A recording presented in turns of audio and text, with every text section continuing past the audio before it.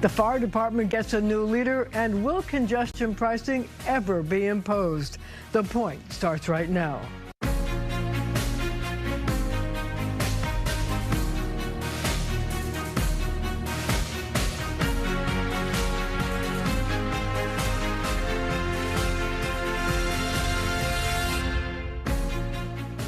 Robert Tucker is the city's new fire commissioner, and he's got more on his plate than just putting out building fires. You know, when Mayor Adams introduced you at your swearing in, he said that he wanted you to be putting out fires inside the department as well as outside.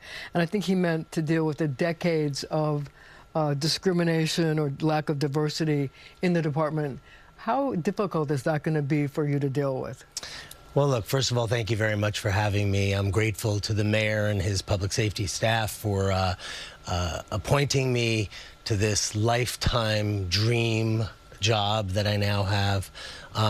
This is the greatest fire department in the world, and the EMTs and paramedics and firefighters that work for FDNY are some of the greatest heroes I've ever met.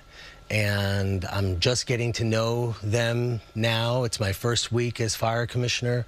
I've been out at EMS stations and firehouses, and I think there are a lot of good things happening in the fire department, and I'm looking forward to getting my arms around all of the challenges and the good things as well. We need to point out that at your swearing in, you proudly held up an ID card when you were first an intern, believe it or not, in the fire department. Tell me about that and what that job meant to you and how it sort of turned you into a fire buff. Yeah, I am a unapologetic fire buff, and I have been since I was a little boy, chasing fire engines up and down Lexington Avenue on my bicycle.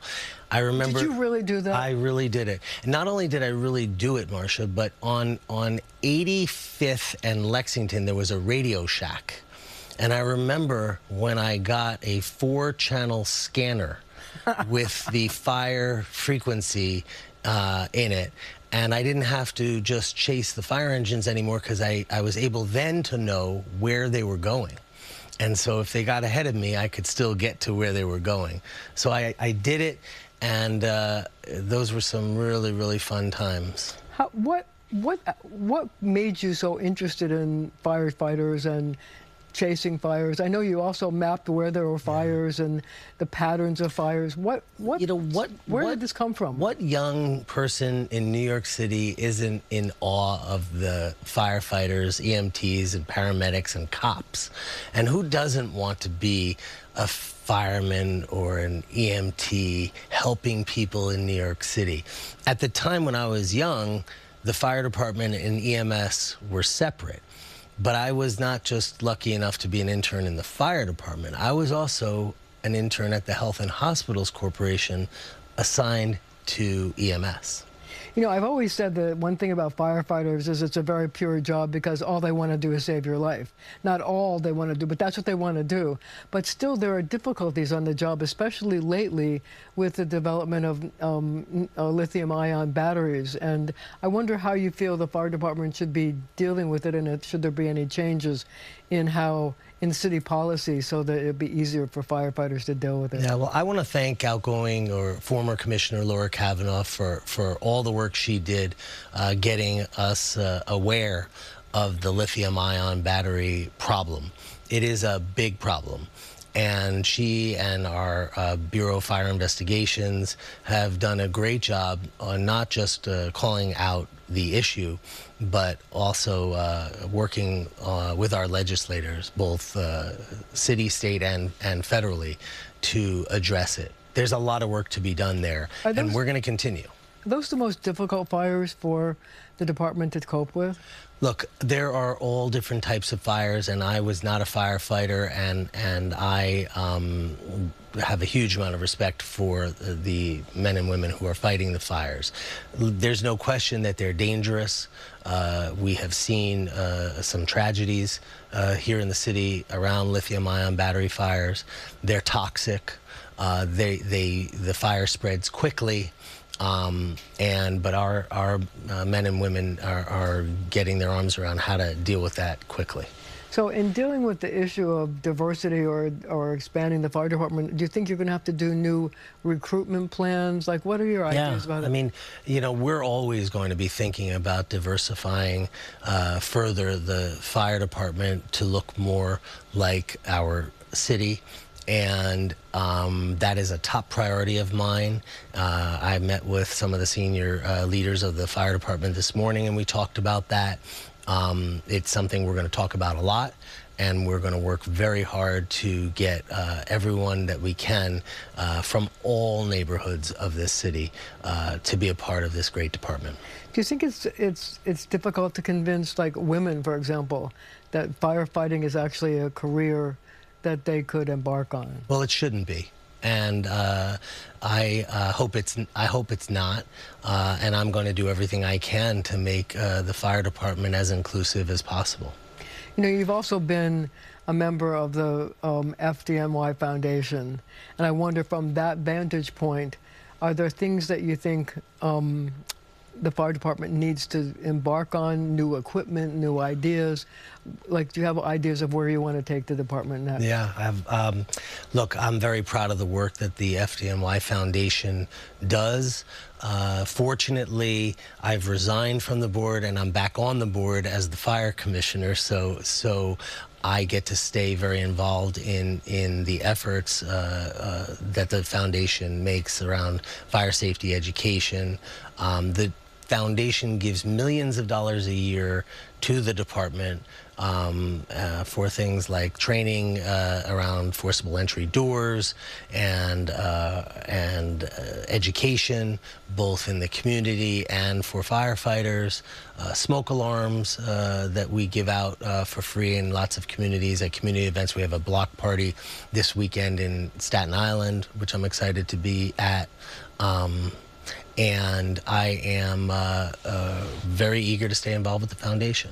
I have to ask you this: why did you want this job? I mean, you were a big security firm executive. You've been in the district attorney's office. You've had all these other jobs. Why did you want this one? Yeah, this is a childhood dream come true. I've said to people that it's like landing an airplane on Fantasy Island. The opportunity to work with the greatest firefighters, EMTs, and paramedics in the world is something I just couldn't say no to. And I also see it as a challenge at this stage in my life to take on something new and to work with some incredibly smart, interesting people. And I'm eager to not just help the fire department, but help the city of New York. One of the things that I've been concerned about, because I actually, I'm not a fire buff, but sort of I am, is the fact that I think that it's been difficult in the city for response times, given the fact that we have all these new bike lanes and we have more street calming things that block the streets, and we have trucks that double park, and we have all kinds of things that have made it more difficult for fire trucks and ambulances to get where they're going. Are you worried about that, and is there anything that you think can be done? Yeah, I'm very worried about response times. I mean, every second matters, and we want to get to the scene of emergencies as quickly as possible. I'm proud of the work that we're doing to decrease response times. It's a big priority of mine, particularly in the emergency medical service side of the house, and we're going to do everything we can to keep ambulances out there and keep them getting to the scene of emergencies as quickly as possible. What do you think your biggest challenge is going to be? You know, there are so many interesting things to work on in the fire department. I don't know that one is bigger than the other. We have fentanyl, which is a major challenge. We have the environmental temperatures that are changing, that affect our firefighters in fires. There are you mentioned recruiting, and I think that's a challenge that we've made some progress on, and we have more work to do on it. But again, these are the greatest firefighters, EMTs, and paramedics in the world, and I think working with them, challenges will be met. Well, we're going to have to leave it right there for now, but our conversation continues right after the show on our streaming channel, CBS News New York. Liz Krueger is a financial whiz kid, which is a good thing because she's also chair of the Senate Finance Committee, and she knows more about finances in New York State than just about anybody. So I want to talk to you about congestion pricing because the governor has said repeatedly over the last several weeks that she's been talking to legislative leaders. I presume that's you because you are the finance chairman, about ways to deal with the MTA's financial problems. Do we have any way out of the woods at this point? We don't, because the governor continues to say that she won't just unpause the pause. And any other changes that so far have been offered by pretty much anywhere out there flunk the tests to meet the 3 requirements of moving forward. What are they? 1, the money to provide the $15 billion bonding power to the MTA that they desperately need to finish the work of this current 5-year plan that we're almost done with, except we're short $15 billion. 2, reduction in congestion in the zone in Manhattan, which has the worst congestion anywhere. You know, we can walk across town faster than we can do it in a vehicle. Absolutely true. You know that. And 3, the environmental damage that is being done every day to us here who live here and are breathing here and who work here.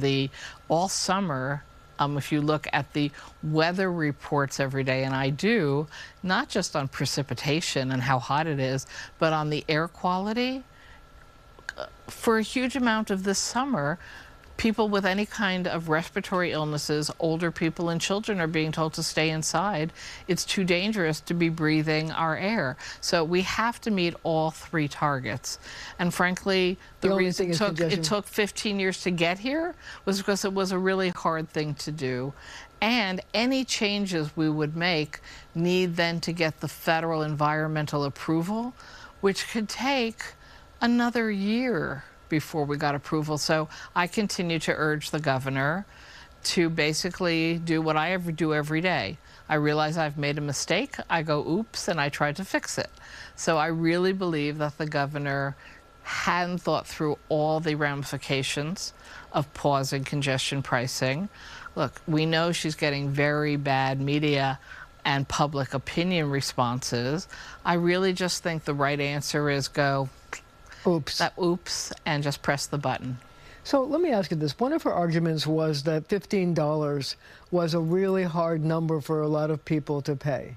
So I wondered, you know, I took a look at like what they charged when they started congestion pricing in London, Singapore, different places. And in London, they started out about the equivalent of about $5 or $6. And the same in Singapore and other places. So would it be more palatable if you started small and then increased it? Or is it just that we have to meet the $15 billion? Well, part of the problem, well, so partly, London started 15 years ago, I think. So when people talk about $5 or $6 or $7, by today's definition, that probably is $15 with inflation. Good point. So it's not really that comparison. 2, maybe we could have, but then why did we keep going forward? And we were like 3 weeks away from the start date. And then to say, wait a second here, we want to change everything, that's incredibly complicated. And it's caused us to have, we already know the MTA board has pulled back on commitments for capital programs that are already doing harm, not just to us here in the region of the 12 counties, but even in upstate New York. The bus company, and there's only 2 bus companies left that build the buses we need, are talking about having to lay off all their workers if we're not going forward with the contracts for new buses, electric buses, and new subway cars. So it's a real harm for the entire state. Remember, only 3% who come into New York City, the zone, for work every day, only 3% are driving. It's a tiny percentage of the overall population. The rest of us are using mass transit, and now our mass transit is breaking down more quickly, isn't getting the repairs it needs, and isn't getting the new lines and the new locations that we need to expand 21st century mass transit for. I just wondered if you think there were political considerations, because clearly the Democrats want to be able to flip the House and there are at least 5 or 6 seats in New York that are held by Republicans that the Democrats would like to at least take some of them. And the Republicans were threatening to make congestion pricing, which is unpopular in those areas, Long Island and upstate, an issue in the campaign. Do you think that politics played any kind of a role in her decision? Politics always plays a role in everything, is what I've learned. Although the day she canceled the congestion pricing and there was a storyline that this was going to help our congressional candidates, I said, no, it'll help the Republicans. They'll run TV ads saying, I stopped congestion pricing. And in fact, that's happening just as we speak. Mike Lawler's first TV commercial, I stopped congestion pricing. Even though he didn't. Details. It's political campaign commercials. When do you actually find a vetted one with truth? So are you making a prediction that when she comes, she's promised to have a solution in January? Yes. So she's got the budget, so it's mid-January there's a solution. Are you predicting that she just unpauses congestion pricing? I never make predictions about what other people do. I want her to unpause. I want her to unpause now. I know that's not realistic and we're not going to do anything before the election. I'm hoping right after the election we can have serious conversations about getting this done. Because remember, Marcia, next year during the budget, we have to confront the next 5-year capital plan. Oh my God. For the MTA. So how and are you going to raise money for that? Well, that's the problem. We're estimating that's another $60 billion minimum. So is that more congestion pricing, or is that more taxes? Or? No, it wouldn't be more congestion pricing, but it would be more lots of things, and probably taxes, because we have to keep going with modernization of our public transportation system. It's the basis of survival of New York City, being the breadbasket of the economy of this entire region, not just us, New Jersey, Connecticut, Pennsylvania. We need to stay the center of economic activity, and that means more and better mass transit. So we will, without congestion pricing, we start the next year's challenge, not just at the $60 billion or the $70 billion of the next 5-year plan, add the $15 billion we don't have from congestion pricing, add the $10 to $12 billion federal matching that while they haven't cut us yet, we expect we will lose. So you want to add another 25, 30 billion to what we've already got to deal with? No, I don't. We had this, so to speak, in the bag. Yes, politically not so popular, but all those other cities you named with congestion pricing, all the research is right before you started is when you had your lowest political support. The minute it started, suddenly people were like, oh, this isn't so bad. And I like not having as much congestion, and I like having cleaner air. So I am confident that once we get this rolling, it will prove to be not so terrible. So we have about 30 seconds left. I wonder, is there any chance that we get some federal funding that would help deal with this problem and the next year's budget? You're always hoping for the most federal money you could possibly get. And yes, it's true that as long as we win the election, which is still a if we win the election and keep the country in democracy, we can talk about additional money. We can only hope for extra money. Anyway, at that moment, we're going to have to leave it right there for now, but we're going to be right back.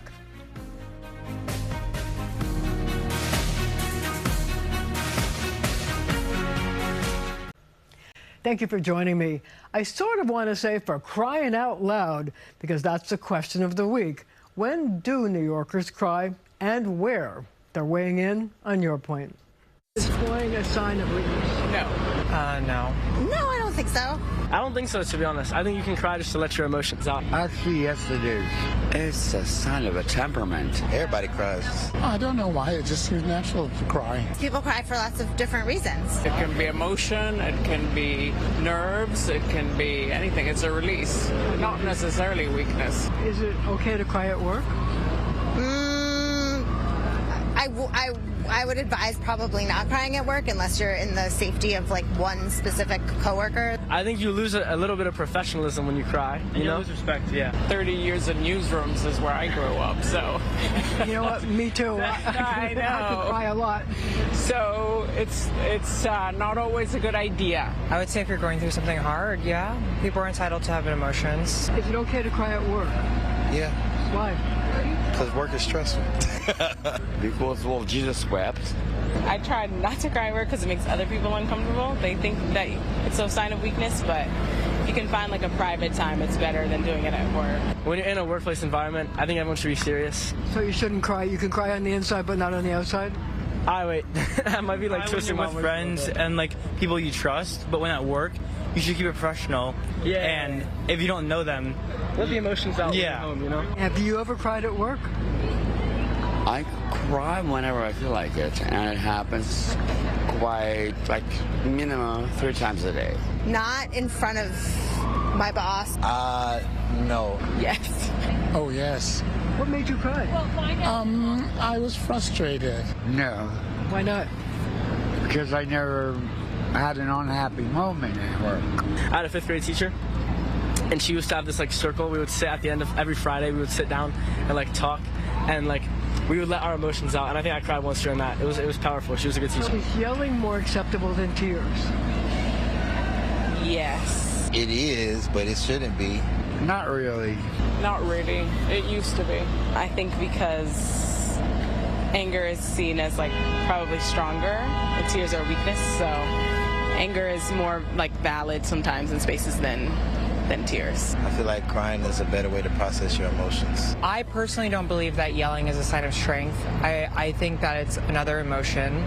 I think it's anger. I think it's frustration. It shows that you don't know how to control your emotions. Good, man.